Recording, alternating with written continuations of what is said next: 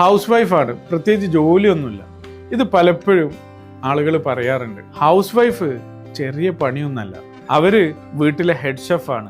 വീട്ടിൽ ഏത് ഭക്ഷണം ഏത് നേരം ഉണ്ടാക്കണമെന്ന് തീരുമാനിക്കുന്നത് ഹൗസ് വൈഫാണ്. കുട്ടികൾക്ക് ആവശ്യമായ പോഷകങ്ങളൊക്കെ ഭക്ഷണത്തിൽ ഉണ്ട് എന്ന് ഉറപ്പുവരുത്തുന്നത് ഇവരാണ്.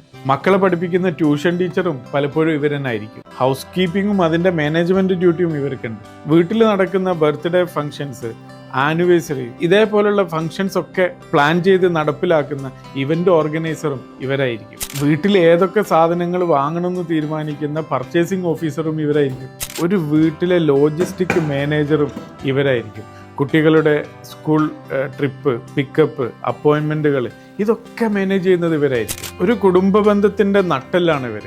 കുടുംബത്തിലുള്ള ഓരോ ആളുകളും പ്രാർത്ഥനകൾ കൃത്യമായിട്ട് ചെയ്യുന്നുണ്ട് എന്ന് ഉറപ്പുവരുത്തുന്ന സ്പിരിച്വൽ ഗൈഡും ഇവരാണ്. ഭർത്താവിൻ്റെ വിഷനെ സപ്പോർട്ട് ചെയ്തുകൊണ്ട് അത് അച്ചീവ് ചെയ്യാനുള്ള എല്ലാ സഹായങ്ങളും ചെയ്തുകൊണ്ട് സ്ട്രാറ്റജിക് പാർട്ണറായിട്ട് വർക്ക് ചെയ്യുന്നതും ഇവരായിരിക്കും. വീട്ടിലെ CEO ആണ് ഹൗസ് വൈഫ്. ഹൗസ് വൈഫിന് ജോലിയില്ല എന്ന് പറയണ്ട, ശമ്പളമില്ല എന്ന് പറയാം.